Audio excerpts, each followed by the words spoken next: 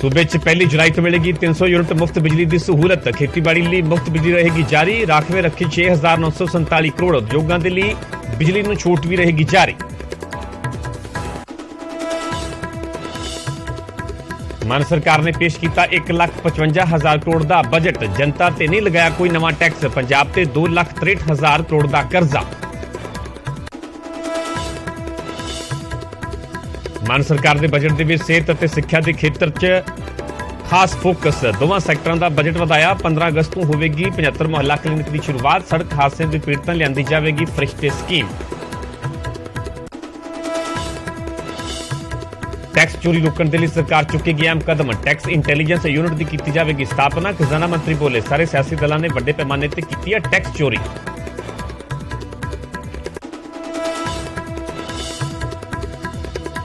पूरे पंजाब नूं CCTV network के नाल जोड़िया जाएगा। मोहाली ते महिला मित्र थाने दे भी सीसीटीवी दे लगाउण दे लई 5 करोड़ की तजवीज़। हर जिले दे विच बनेगा साइबर क्राइम कंट्रोल रूम। विरोधियों ने मान सरकार के बजट नूं दस्सिया दिशाहीन। क्या लोगों के लिए बजट के विच कुछ भी नहीं। आपके सारे वादे निकले खोखले। 1,000 प्रति महीने के लिए महिलावां नूं अजे करना पवेगा होर इंतजार। वित्त मंत्री हरपाल चीमा बोले साडी एक ही गारंटी पेंडिंग। आर्थिकता ली ते आउंदियां सार करांगे पूरी।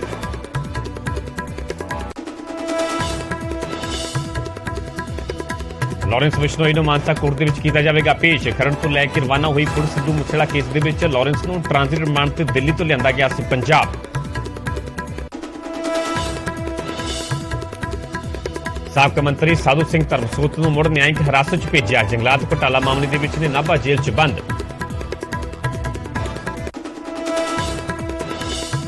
भारत पाकिस्तान सरहद ते नापाक हरकत। बीएसएफ ने फाजिलका दे विच हैरोइन समेत बरामद किया ड्रोन। पूरे इलाके दे विच चलाया गया सर्च ऑपरेशन। संगरूर च मुड़ खालिस्तान के नारे। सरकारी दफ्तर की कंध ते लिखिया खालिस्तान जिंदाबाद। SFJ दे भी लगाए पोस्टर।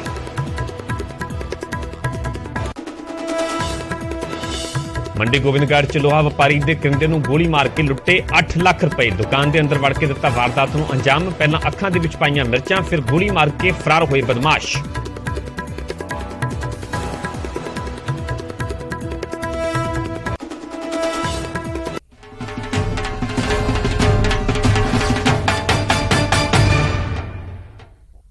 सत श्री अकाल, तुसीं वेख रहे हो न्यूज़ 18 पंजाब हरियाणा हिमाचल। मैं परविंदर सिंह तेजा सारे दर्शकों का बुलेटिन स्वागत है। शुरुआत करांगे वड्डी खबर तो। वड्डी खबर अकाली दल दे नाल जुड़ी हुई है। नहीं बदलेगी श्रोमणी अकाली दल की लीडरशिप।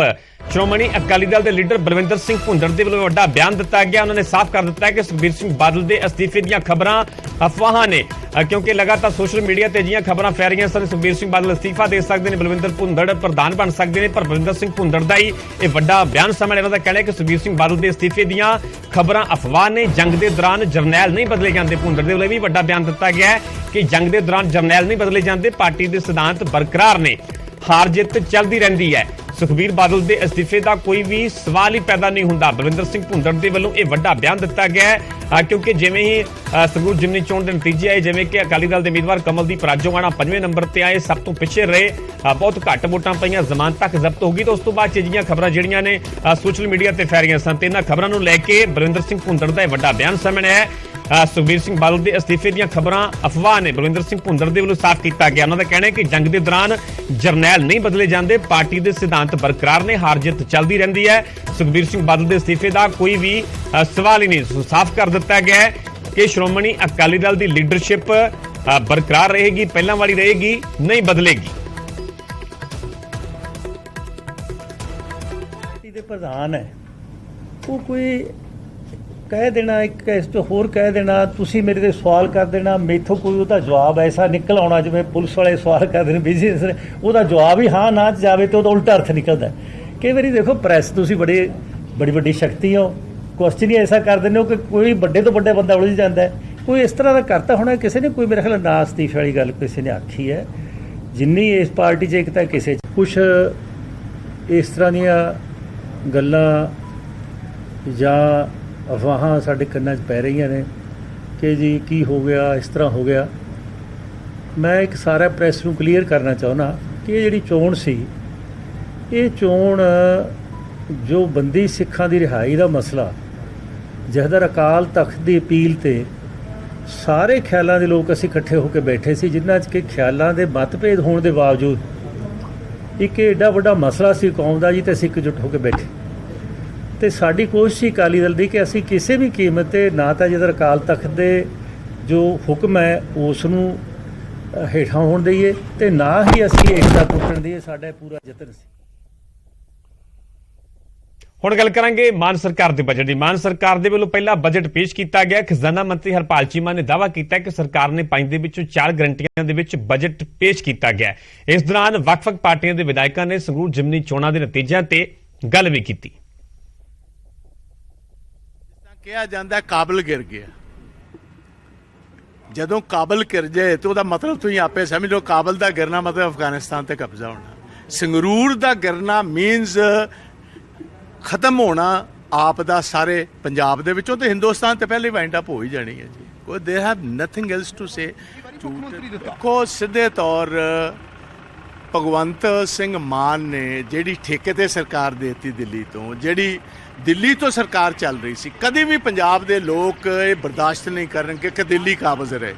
ਤੇ ਲਾਸਟ ਨੇਲ ਇਨ ਦੀ ਕੌਫਨ ਵਾਸ ਜਿਸ ਦਿਨ ਕੇਜਰੀਵਾਲ ਦੀ ਗੱਡੀ ਨਾਲ ਉਹਦੀ ਖਿੜਕੀ ਨਾਲ ਲਟਕ ਕੇ ਆਇਆ, ਉਸ ਗੱਲ ਨੇ ਬਹੁਤ ਹਰਟ ਕੀਤਾ ਸਾਰੇ ਪੰਜਾਬੀਆਂ ਦੇ ਮਨ ਨੂੰ। ਉਹਦਾ ਡਾਇਰੈਕਟ ਰਿਜ਼ਲਟ ਨਹੀਂ, ਇਹਨੂੰ ਸਲਾਹ ਕੀ ਦੇਣੀ? ਸਲਾਹ ਤਾਂ ਮੰਨਣ ਵਾਲੇ ਹੈ ਹੀ ਨਹੀਂ ਹੈ ਜੀ। ਸਲਾਹ ਮੰਨਣ ਵਾਲੇ ਹੁੰਦੇ ਤਾਂ ਏਡੀ ਛੇਤੀ ਇਹ ਡਿੱਗਦੇ ਜੀ। ਸਲਾਹ ਨਹੀਂ ਹੈ ਮੰਨਣ ਵਾਲੇ। ਇਹਨਾਂ ਨੇ ਆਪਣੇ ਵੇਖੋ, ਮੈਂ ਤੁਹਾਨੂੰ ਪਾਰਲੀਮੈਂਟ ਤੱਕ ਨਹੀਂ ਚੱਲਣੀ ਹੈਗਾ। It is going to fall before. ਮੇਰਾ ਖਿਆਲ ਇਹ ਗੱਲ ਕਹਿਣੀ, ਅਸੀਂ ਤਾਂ ਪਹਿਲਾਂ ਹੀ 4.5 ਲੱਖ ਵੋਟਾਂ ਦੇ ਨਾਲ ਸੰਗਰੂਰ ਚੋਂ ਪਿੱਛੇ ਸਾਂ ਜਦੋਂ ਅਸੀਂ ਚੁਣਾਵ ਲੜਨ ਗਏ। ਲੇਕਿਨ ਇਹ ਗੱਲ ਕਹਿਣੀ ਕਿ ਦੂਜੀਆਂ ਪਾਰਟੀਆਂ, ਮੇਰਾ ਖਿਆਲ ਇਹਦੇ ਤੇ ਰਿਵਿਊ ਕਰਨਾ ਚਾਹੀਦਾ ਹੈ ਸਰਕਾਰ ਨੂੰ ਕਿ 100 ਡੇਜ਼ ਜਿਹੜੇ ਹਨੀਮੂਨ ਡੇਜ਼ ਹੁੰਦੇ ਆ। ਕੈਪਟਨ ਅਮਰਿੰਦਰ ਸਿੰਘ ਦੀ ਸਰਕਾਰ ਨੂੰ ਲੋਕ ਕਹਿੰਦੇ ਸੀ ਸਭ ਤੋਂ ਮਾੜੀ ਸਰਕਾਰ ਰਹੀ, ਲੇਕਿਨ ਕੈਪਟਨ ਅਮਰਿੰਦਰ ਸਿੰਘ ਜਦੋਂ 1.25 ਸਾਲ ਬਾਅਦ ਗੁਰਦਾਸਪੁਰ ਚੁਣਾਵ ਲੜਨ ਗਿਆ ਬਾਈ ਇਲੈਕਸ਼ਨ, ਇੱਕ ਦਿਨ ਦੇ ਰੋਡ ਸ਼ੋਅ 'ਚ 2.5 ਲੱਖ ਦੇ ਫਰਕ ਨਾਲ ਸੁਨੀਲ ਕੁਮਾਰ ਦਾਖਲ ਜਿੱਤੇ।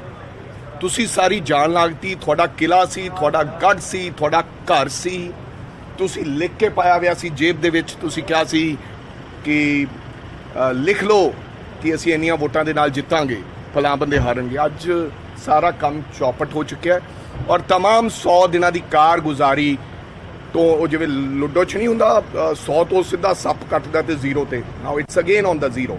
ਮੇਰੀ ਬੇਨਤੀ ਹੈ ਸਰਕਾਰ ਨੂੰ ਹੱਥ ਜੋੜ ਕੇ ਕਿ ਸ਼ਾਇਦ ਆਪਣੇ ਆਪ 'ਚ ਸੁਧਾਰ ਕਰਨ ਦੀ ਲੋੜ ਹੈ, ਗਲਤੀਆਂ ਤੋਂ ਸਿੱਖਣ ਦੀ ਲੋੜ ਹੈ, ਚੰਗੀ ਆਪੋਜੀਸ਼ਨ ਤੋਂ ਸਿੱਖਣ ਦੀ ਲੋੜ ਹੈ। ਲੋਕਾਂ ਨੇ ਇਹ ਚਾਹਿਆ ਸੀ ਕਿ ਜੋ ਟ੍ਰੈਡੀਸ਼ਨਲ ਜਾਂ ਪਾਰਟੀਆਂ ਨੇ ਉਹਨਾਂ ਦੇ ਵਿੱਚੋਂ ਨਿਕਲ ਕੇ ਤੇ ਇਸ ਪਾਸੇ ਨੂੰ ਆਉਣਾ, ਤੇ ਉਸ ਚੀਜ਼ ਨੂੰ ਇੱਕਦਮ ਇੰਨਾ ਐਕਸਪੋਜ਼ ਹੋ ਜਾਣਾ ਕਿ ਲੋਕ ਜਿੱਥੋਂ ਦਾ ਆਪ ਮੁੱਖ ਮੰਤਰੀ ਹੋਏ, ਜਿੱਥੋਂ ਦੇ ਫਾਈਨਾਂਸ ਮਿਨਿਸਟਰ ਇਹ ਕਹਿਣ ਕਿ ਲੋਕਾਂ ਦਾ ਬਜਟ ਆਏਗਾ, ਆਮ ਲੋਕਾਂ ਦਾ ਬਜਟ ਹੋਏਗਾ, ਉਹਨਾਂ ਦੇ ਬੜੀ ਬੁਰੀ ਤਰ੍ਹਾਂ ਹਾਰ। ਜਿੱਥੋਂ ਦਾ ਐਜੂਕੇਸ਼ਨ ਮਿਨਿਸਟਰ ਹੋਵੇ ਉਹਦੀ ਬੜੀ ਬੁਰੀ ਤਰ੍ਹਾਂ ਹਾਰ, ਤੇ ਜਿੱਥੇ ਸਭ ਤੋਂ ਵੱਧ ਵੋਟਾਂ ਦੇ ਨਾਲ ਇਹ ਆਪ ਜਿੱਤ ਗਿਆ ਹੁਣ ਸੁਨਾਮ ਤੋਂ, ਉੱਥੇ ਮੈਜ ਇੱਕ 1300 ਵੋਟ ਤੇ ਜਿੱਤਣਾ ਇਹ ਲੋਕਾਂ ਦੇ ਰਿਜ਼ੈਂਟਮੈਂਟ ਜਿਹੜੀ ਆ ਉਹ ਜਿਹੜੀ ਸ਼ੋਅ ਕਰਦੀ ਹੈ। ਔਰ ਸਰਕਾਰ ਦੇ ਅਗੇਂਸਟ ਇੰਨੀ ਜਲਦੀ ਕਦੀ ਵੀ ਲੋਕਾਂ ਦੀ ਜਿਹੜੀ ਹਵਾ ਜਿਹੜੀ ਨਹੀਂ ਚੱਲੀ। ਬਿਲਕੁਲ ਸਾਡੇ ਟਾਈਮ ਤੇ ਉੱਤੇ ਪਾਰਲੀਮੈਂਟ ਦੀ ਇਲੈਕਸ਼ਨ ਬਾਈ ਇਲੈਕਸ਼ਨ ਆਈ ਸੀ, 2 ਸਾਲ ਬਾਅਦ ਅਸੀਂ 2 ਲੱਖ ਤਕਰੀਬਨ 2 ਲੱਖ ਵੋਟ ਨਾਲ ਜਿੱਤ ਗਏ। ਔਰ ਚੀਫ ਮਿਨਿਸਟਰ ਜੇ ਕੈਪਟਨ ਅਮਰਿੰਦਰ ਸਿੰਘ ਇੱਕ ਦਿਨ ਵੀ ਉਹਨਾਂ ਨੂੰ ਕਿਸੇ ਨੇ ਨਹੀਂ ਕਿਹਾ ਕਿ ਸਾਡੀ ਇਲੈਕਸ਼ਨ 'ਚ ਆਓ, ਕਿਉਂਕਿ ਇਲੈਕਸ਼ਨ ਇਹ MLA ਦੇ ਸਿਰ 'ਤੇ ਹੁੰਦੀ ਹੈ ਜਾਂ ਉੱਥੇ ਜਿਹੜੇ ਲੋਕਲ ਲੀਡਰਸ ਹੁੰਦੀ ਹੈ। ਇਹ ਜਿਹੜੀ ਪਾਰਲੀਮੈਂਟ ਇਲੈਕਸ਼ਨ ਹੈ, ਚੀਫ ਮਿਨਿਸਟਰ ਦਾ ਇੰਨੇ ਦਿਨ ਇੰਨੀ ਧੁੱਪ ਦੇ ਵਿੱਚ ਔਰ ਉਹਨਾਂ ਦੇ ਸੁਪਰੀਮੋ ਦਾ ਇੱਥੇ ਰਹਿਣਾ, ਇਹ ਲੋਕਾਂ ਨੇ ਐਸਾ ਕਿ ਸੰਗਰੂਰ ਦੇ ਲੋਕਾਂ ਨੇ ਸੱਤਾਧਾਰੀ ਪਾਰਟੀ ਦਾ ਘਮੰਡ ਚੂਰ-ਚੂਰ ਕੀਤਾ ਹੈ। ਉਹਨਾਂ ਨੇ ਇੱਕ ਸਿੱਧਾ ਸੰਦੇਸ਼ ਦਿੱਤਾ ਹੈ ਕਿ ਜੇਕਰ ਅਸੀਂ ਤੁਹਾਨੂੰ ਅਰਸ਼ ਤੱਕ ਪਹੁੰਚਾ ਸਕਦੇ ਹਾਂ ਤੇ ਫਰਸ਼ ਤੇ ਵੀ ਲਾ ਸਕਦੇ ਹਾਂ।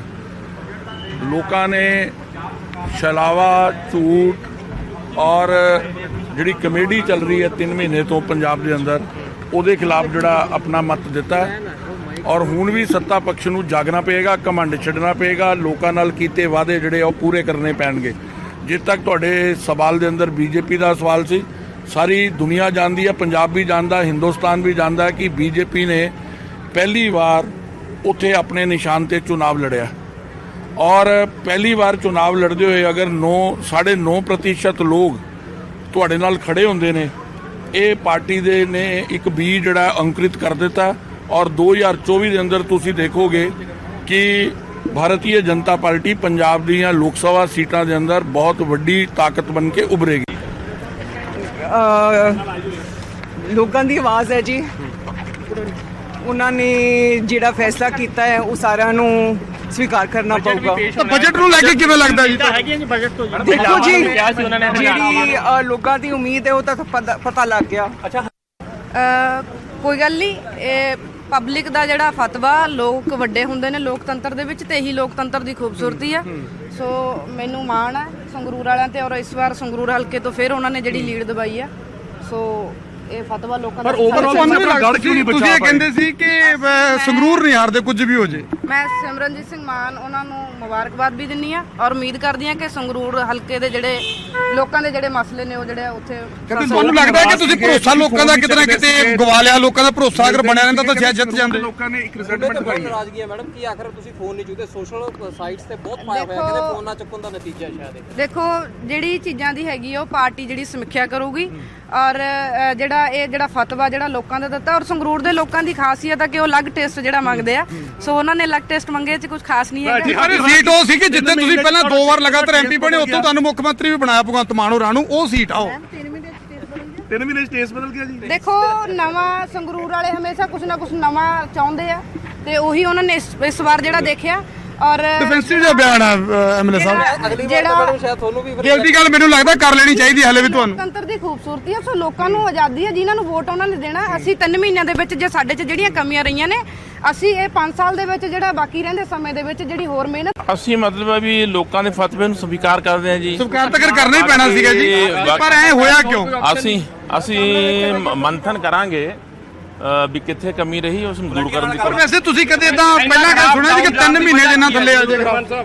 ਹਾਂਜੀ 3 ਮਹੀਨੇ 'ਚ ਕਦੇ ਸੁਣਿਆ ਵੈਸੇ ਕਿ ਇੱਡੀ ਜਲਦੀ 92 ਸੀਟਾਂ ਵਾਲੀ ਸਰਕਾਰ ਇਸ ਲੈਵਲ ਤੇ ਆ ਜੇ? ਨਹੀਂ, ਲੋਕ ਕਈ ਵਾਰ ਨਾ ਜੀ ਦੇਖੋ ਵੱਧ ਐਕਸਪੈਕਟੇਸ਼ਨ ਕਰ ਲੈਂਦੇ ਨਾ। ਇਹੀ ਗੱਲਾਂ ਵਿਰੋਧੀ ਧਿਰਾਂ ਕਹਿ ਰਹੀਆਂ ਜੀ ਜਦੋਂ ਉਹਨਾਂ ਦੀ ਹਾਰ ਹੋਈ ਸੀ। ਜਿਹੜਾ 3 ਮਹੀਨਾ ਸਮਾਂ ਹੁੰਦਾ ਹੈ ਬੜਾ ਘੱਟ ਸਮਾਂ ਹੁੰਦਾ ਹੈ। ਇੱਕ ਨਵੀਂ ਸਰਕਾਰ ਔਰ ਜਿਹੜੀ ਪਹਿਲੀਆਂ ਸਰਕਾਰਾਂ 300 ਕਰੋੜ ਰੁਪਏ ਦਾ ਕਰਜ਼ਾ, 3 ਲੱਖ ਕਰੋੜ ਰੁਪਏ ਦਾ ਕਰਜ਼ਾ ਛੱਡ ਕੇ ਪੁਰਾਣੀਆਂ ਗੱਲਾਂ ਨੂੰ ਛੱਡ ਕੇ ਜੇ ਆਪਾਂ ਨਵੀਆਂ ਤੇ ਕਰ ਲਈਏ, 3 ਮਹੀਨੇ ਦੇ ਵਿੱਚ ਤੁਹਾਡੇ ਨਾਲ ਐ ਕਿਉਂ ਹੋਇਆ? ਲੋਕਾਂ ਨੇ ਬਦਲਾ ਲਿਆਂਦਾ। ਅਸੀਂ ਜਿਹੜੇ ਮਤਲਬ ਲੋਕਾਂ ਨਾਲ ਵਾਅਦੇ ਕਰੇ ਨੇ ਉਹ ਪੂਰੇ ਕਰਾਂਗੇ। 3 ਮਹੀਨਿਆਂ 'ਚ ਸ਼ਾਇਦ ਲੋਕਾਂ ਨੂੰ ਇਹ ਲੱਗਿਆ ਹੋਵੇ ਵੀ ਉਹਨਾਂ ਕੰਮ ਅਸੀਂ ਨਹੀਂ ਹੋਇਆ।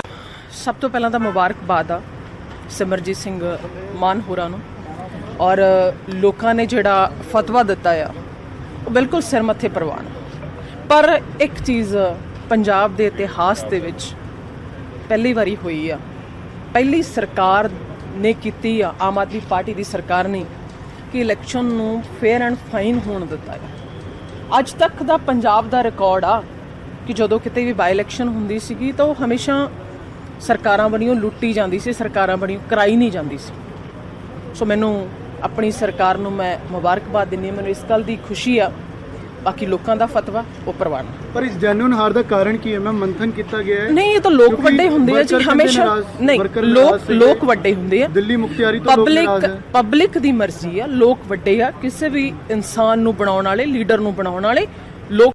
ਦੇਖੋ, ਜੋ ਵੀ ਹੁਣ ਸਾਡੇ 'ਚ ਇੱਕ ਜਦੋਂ ਕੋਈ ਬੰਦਾ ਕਿਸੇ ਵੀ ਸੰਘਰਸ਼ 'ਚ ਲੱਗਿਆ ਹੁੰਦਾ ਨਾ, ਤਾਂ ਉਹਨੂੰ ਆਪਣੇ ਆਪ 'ਚ ਕੌਨਫੀਡੈਂਸ ਹੋਣਾ ਬਹੁਤ ਜ਼ਰੂਰੀ ਹੈ। ਜਿੱਤ ਦਾ ਹਰ ਇੱਕ 'ਚ ਹੁੰਦਾ, ਹੋਣਾ ਬਹੁਤ ਜ਼ਰੂਰੀ ਆ। ਉਹ ਬਾਅਦ ਦੀ ਗੱਲ ਆ ਵੀ ਨਤੀਜੇ ਕੀ ਆਉਂਦੇ ਨੇ। ਸੋ ਅਸੀਂ ਸਿਰ ਮੱਥੇ ਹਰ ਇੱਕ ਚੀਜ਼ ਕਬੂਲਦੇ ਹਾਂ ਜੋ ਲੋਕਾਂ ਨੇ ਫਤਵਾ ਦਿੱਤਾ। ਜਦੋਂ 2 ਪਾਰਟੀਆਂ ਇੱਕ ਪਾਸੇ ਹੋ ਜਾਣ ਨਾ, ਅਕਾਲੀ ਕਾਂਗਰਸੀਆਂ ਨੇ ਆਪਣੀਆਂ ਜ਼ਮਾਨਤਾਂ ਜ਼ਬਤ ਕਰਵਾ ਲਈਆਂ, ਮਤਲਬ ਟੋਟਲ ਵੋਟ ਉਧਰ ਭੁਗਤਾਈ, ਫਿਰ ਤੁਸੀਂ ਕਿਸੇ ਮਾਂ ਦੇ ਪੁੱਤ ਦੇ ਜੇ ਮੌਤ ਉੱਤੇ ਸਿਆਸਤ ਕਰੋਗੇ ਕਿ ਉਹਨਾਂ ਨੇ ਇਹ ਕਿਹਾ ਸੀ ਵੋਟ ਮਾਨ ਸਾਹਿਬ ਨੂੰ ਪਾਇਓ, ਸਿਮਰਜੀਤ ਸਿੰਘ ਮਾਨ ਨੂੰ ਪਾਇਓ। ਸੋ ਜਦੋਂ ਤੁਸੀਂ ਸਿੱਧੂ ਬਾਈ ਦੇ ਨਾਂ ਤੇ ਵੋਟ ਮੰਗੀ, ਤੁਸੀਂ 3 ਪਾਰਟੀਆਂ ਨੂੰ ਇਕੱਠੀਆਂ ਹੋ ਕੇ ਇੱਕ ਨੂੰ, ਸਿਰਫ ਇਸ ਲਈ ਕਿ ਆਮ ਆਦਮੀ ਪਾਰਟੀ ਹਾਰੇ। ਪਰ ਅਨਮੋਲ ਜੀ, ਕਿਤੇ ਨਾ ਕਿਤੇ ਜਿੱਦਾਂ ਤੁਸੀਂ ਆਪ ਹੀ ਕਹਿ ਰਹੇ ਸੀ, ਤੁਹਾਡੇ ਲਫ਼ਜ਼ ਨੇ ਕਿ ਸੰਗਰੂਰ ਤਾਂ ਸਾਡੀ ਰਾਜਧਾਨੀ ਆਮ ਆਦਮੀ ਪਾਰਟੀ ਦੀ, ਸਾਡਾ ਗੜ੍ਹ ਹੈ, ਪੂਰਾ ਦੇਸ਼ ਹਾਰ ਜਾਈਏ ਇੱਥੋਂ ਨਹੀਂ ਹਾਰਦੇ। ਤੁਹਾਨੂੰ ਕੌਨਫੀਡੈਂਸ ਤਾਂ ਸੀ। ਦੂਜੀ ਗੱਲ, 2 ਵਾਰ ਲਗਾਤਾਰ ਭਗਵੰਤ ਮਾਨ ਹੋਣੀ ਐਮਪੀ ਬਣੇ, ਉਹਨਾਂ ਤੋਂ ਬਾਅਦ ਉਹਨਾਂ ਨੂੰ ਮੁੱਖ ਮੰਤਰੀ ਬਣਾ ਕੇ ਉੱਥੋਂ ਭੇਜ ਦਿੱਤਾ। 75,000 ਦੀ ਤੁਹਾਡੇ ਇਕੱਲੇ ਸੁਨਾਮ ਦੇ ਵਿੱਚੋਂ ਲੀਡ ਹੁੰਦੀ ਹੈ, ਤਾਂ ਇੰਨਾ ਵੋਟਰ ਕਿੱਧਰ ਗਿਆ? ਕਿਤੇ ਤੁਹਾਨੂੰ ਵੈਸੇ ਇਹ ਗੱਲ ਤੁਸੀਂ ਮੰਨਦੇ ਹੋ ਕਿ ਤੁਹਾਡੇ ਵਰਕਰ 'ਚ ਕਿਤੇ ਨਾ ਕਿਤੇ ਕੋਈ ਨਿਰਾਸ਼ਾ ਆ ਗਈ, ਕਿਤੇ ਤੁਹਾਡੇ ਤੋਂ ਕੋਈ ਗਲਤੀ ਹੋ ਗਈ? ਦੇਖੋ, ਸਾਨੂੰ ਵੋਟ ਘੱਟ ਨਹੀਂ ਪਈ, ਸਾਨੂੰ ਉਨੀ ਬਰੋਬਰ ਦੀ ਵੋਟ ਪਈ ਆ 5000 ਦਾ ਤਕਰੀਬਨ ਜਿਹੜਾ 1% ਵੋਟ ਘੱਟ ਪਈ ਆ ਟੋਟਲ ਨਾਲੋਂ। ਸੋ ਤੁਸੀਂ ਪਿਛਲੀ ਲੋਕ ਸਭਾ ਨੂੰ ਟੈਲੀ ਕਰਦੇ ਹੋ।